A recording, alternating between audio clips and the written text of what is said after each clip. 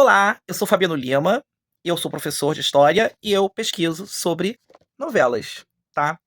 E eu venho falar aqui uma verdade muito inconveniente. Você pode me cancelar, mas eu vou sair fora desse cancelamento pela minha conta própria. Existem vilãs de novelas, gente, que elas são vilãs e elas têm razão de serem vilãs. Se você não concordar, o problema é seu. Se você discorda, vem nos comentários tecer aqui. Eu acho que muito recente todo mundo viu a nova versão de Vale Tudo, né? Maria de Fátima, né? Maria de Fátima, feita pela Bela Campos. Eu também assisti Vale Tudo de 88, feita pela Glória Pires. Gente, a Maria de Fátima, ela é uma garota ambiciosa. Tudo bem que ela nega lá a família dela, rouba, tira lá o dinheiro da mãe dela, vende a casa da mãe, né? E vai pro Rio de Janeiro. Mas, gente, ela consegue fazer com tudo isso a mãe vencer na vida. Ela ainda oferece o dinheiro, mãe, eu vou devolver o seu dinheiro, nas duas versões. A Raquel fala, não quero, não vou, eu vou lutar pelo meu próprio dinheiro, vou provar pra você que eu consigo vencer com a minha própria luta. Até consegue vencer com a própria luta. Mas, gente, qual é o erro da Maria de Fátima nas duas versões? Dela querer subir de vida, dela vencer na vida, casar com o namorado de uma amiga, né? Ou seja, isso não é errado. Pra mim não é errado, não tem como ser errado uma concepção, porque o errado é o cara, errado é o homem. Por quê? Maria de Fátima, nas duas versões, ela é uma mulher solteira. Agora, o homem que tava namorando, ele era noivo, ele quem ia se casar com Solange Duprá.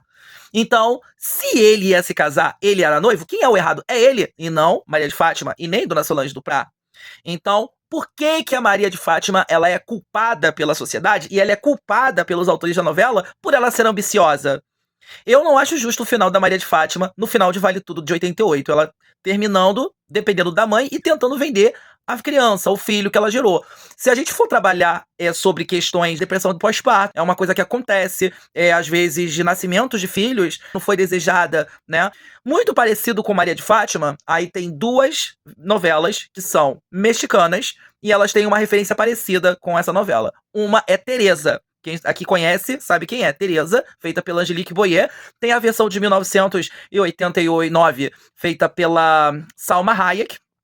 E tem a Rubi. A Rubi também, que tem várias versões. Só que tanto Teresa quanto Rubi são textos que um se originam do outro. O primeiro texto que a gente vê, falando de uma mulher ambiciosa, escrito em hispânico, né?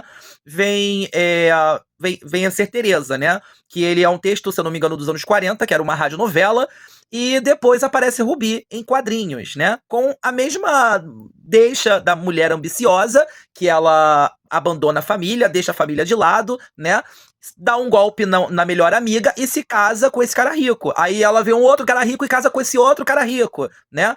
Ou seja, a mulher ser ambiciosa não é o problema é como a sociedade pune a mulher ambiciosa. O cara, o homem que trai, ele continua vivendo a vidinha dele, ó, maravilhosa. O homem macho lá que trai a mulher, e a vida dele continua nas tramas. Mas a mulher, por ela ser ambiciosa, ela é punida. Rubi, qual foi a punição de Rubi? A Rubi, ela tem as versões em filme e as versões novela.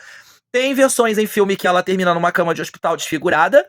Tem a versão da novela dos anos 2000, onde a Rubi termina sem uma perna e também desfigurada.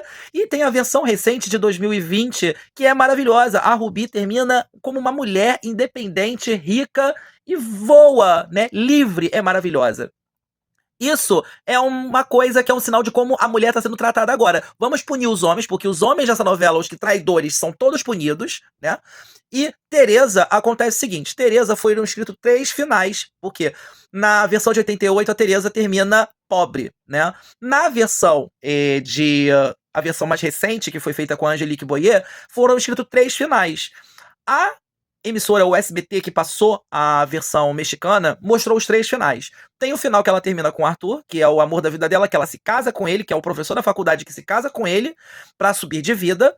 Tem um final que foram 3 ou 4 finais. E também eu acho que tem um final com outro personagem que entra na novela no meio da novela, que ela era casado com uma amiga dela, ela tira ele e casa com ele. E ele também é milionário, né? E esse final, também tem esse final, que ele faz um homicídio contra ela, né? E tem o outro final que ela termina linda, maravilhosa, independente, numa empresa, né? Ali, porque todos eles perderam dinheiro, todos eles ficaram pobres e ela fica milionária, rica, com as joias que ela fica. Eu acho esse final muito adequado e maravilhoso e envolvente. É também um final parecido com Anice de Anjo Mal. Por exemplo, Anjo Mal de 1996, Anice, ela é uma babá, que ela entra numa casa e ela se casa com um dos filhos do patrão, né? Ela faz de tudo pra ele se apaixonar por ela, sendo que ele era noivo de uma mulher que trai ele. Nas duas versões, tanto dos anos 70 quanto dos anos 90. Na versão dos anos 70, a Anice é punida.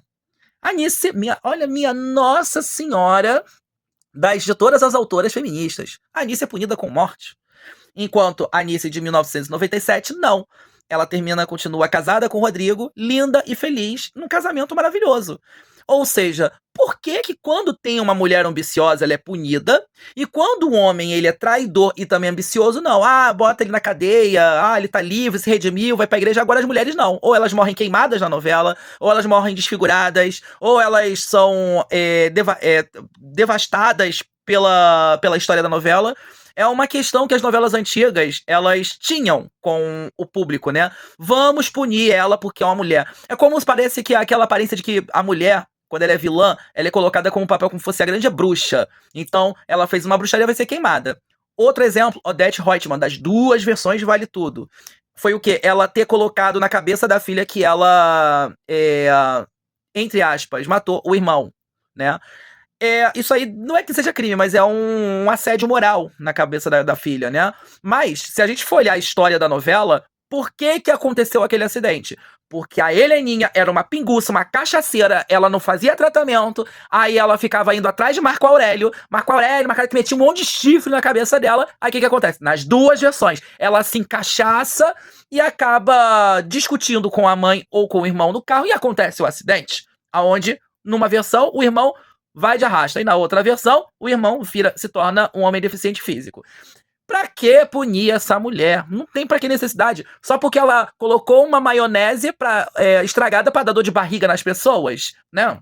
Ou porque ela, numa versão, ela apagou testemunhas que fariam ela se tornar uma mulher pobre e empobrecer a família, já que ela sustenta a família inteira. A família é um bando de vagabundos. O filho é vagabundo, a filha é uma alcoolista, como dizem. A irmã vive do que ela vive. A irmã é outra que ela joga tudo pra irmã, porque é a irmã que cuide deles. Porque a irmã deve a ela dinheiro, né? Então, faz muito sentido naquela novela, nas duas versões, Odete, ela ser o que ela é. Ou seja, são colocadas como vilãs, mas não são vilãs. E ainda tem a Marta também, gente. A Marta de Páginas da Vida. A Marta, que ela tem a versão que nós conhecemos, né, a brasileira, né? E a versão portuguesa, que tá passando agora em Portugal. Gente, ela não tem nada de vilã. Ela é só uma mulher que adoeceu mentalmente por causa da sobrecarga de trabalho que ela tem. O filho é um vagabundo, o marido é um vagabundo, a filha, ela dá dinheiro pra estudar na Europa, aí a filha vem e aparece grávida de um cara escroto. Gente, é claro que essa mulher vai enlouquecer. E imagina quantas dívidas essa mulher tem, porque ela tem que ficar pedindo dinheiro emprestado pra irmã dela o tempo todo. Aí é claro que ela vai fazer o quê? Vai negociar na versão brasileira, com o pai dos gêmeos, né? Um dinheiro de 1 milhão, né? Um valor de 1 milhão, um milhãozinho lá, pra compensar tudo que ela gastou a vida toda com a família. Na versão portuguesa, ela faz essa negociação com a mãe do Léo. A Marta não é vilã, gente. Ela é uma pessoa que enlouquece pela sobrecarga de trabalho do mundo capitalista que ela vive. Por que a gente tem que colocar essa mulher como vilã? E ainda, a gente tem a atuação maravilhosa da Lília Cabral, que ela quase perdeu um dente caindo, né, numa cena em que ela briga com o Cheque, com o Alex, né, que é o personagem do marido dela, né? Ali é uma cena maravilhosa, que eu acho que é uma das maiores cenas de novela que eu já vi na minha vida. A versão portuguesa fez, com um brilhante talento dos atores, né, da Maria João, mas a cena brasileira é maravilhosa. Elas são anti-heroínas. Ou seja, Odete Roitman, Fati, das duas versões, Fati, Rubi, Teresa, Nice, de Anjo Mal, são todas anti-heroínas. Elas têm defesas, tem uma questão com o passado, porque no passado se punia muito as mulheres, e hoje em dia não. Beijos.